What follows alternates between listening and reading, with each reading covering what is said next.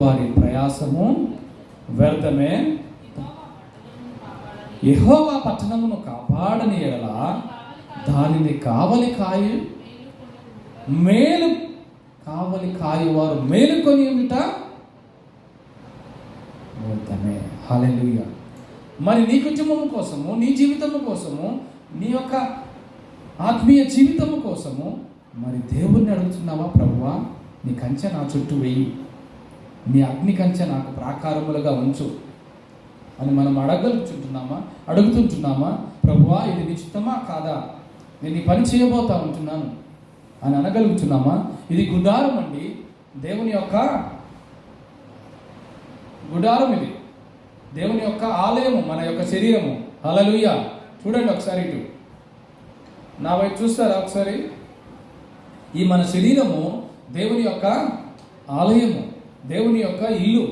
ఇది దేవుడు కనుక కట్టించకపోతే నువ్వు ఎంత కట్టాలనుకున్నా, ఎంత ప్రయాసపడాలనుకున్నా, నువ్వు ఎంత తయారు దాన్ని చేసినా నీ ప్రయాసం ఏమవుతుంది?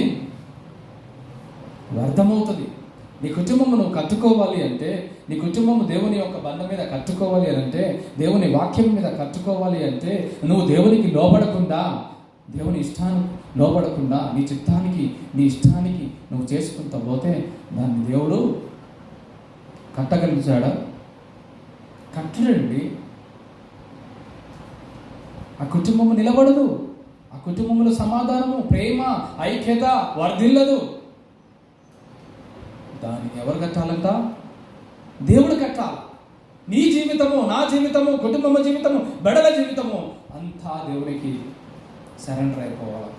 అందుకని నీ గుడారాలు, ఈ గుడారములు, ఈ ఇల్లు కట్టబడాలి అంటే దేవుడు కట్టాలి. దేవునికి మనము లోబడాలి, విధేయత చూపించాలంట. కొన్ని విషయంలో దేవుడు మాట్లాడుతూ ఉంటాడు, కొన్ని విషయంలో దేవుడు మిమ్మల్ని ధిక్కరిస్తూ ఉంటాడు, సరిచేస్తూ ఉంటాడు. ఒక్కొక్కసారి చాలా గట్టిగానే చెప్పేస్తాడు. అప్పుడు మనం ఒక నిర్ణయం చేసుకుంటాం. లేకపోతే తీసుకున్న నిర్ణయం తప్పిపోయినప్పుడు పలానా రోజు నేను ఆ మాట ఇచ్చాను, అందుకే ఇలా జరిగిందేమో అని ఒక ఆలోచన వస్తుంది. కానీ దాన్ని ఏం చేస్తాం తెలుసా? త్రోసిపుచ్చేస్తాం. త్రోసిపుచ్చడం అంటే తెలుసా మీకు? పిల్లలు, పెద్దలు, త్రోసిపుచ్చడం అంటే తెలుసా? యూట్యూబ్లో చూస్తారా? దాంట్లో యాడ్ వచ్చినప్పుడు స్కిప్ యాడ్ వస్తుంది.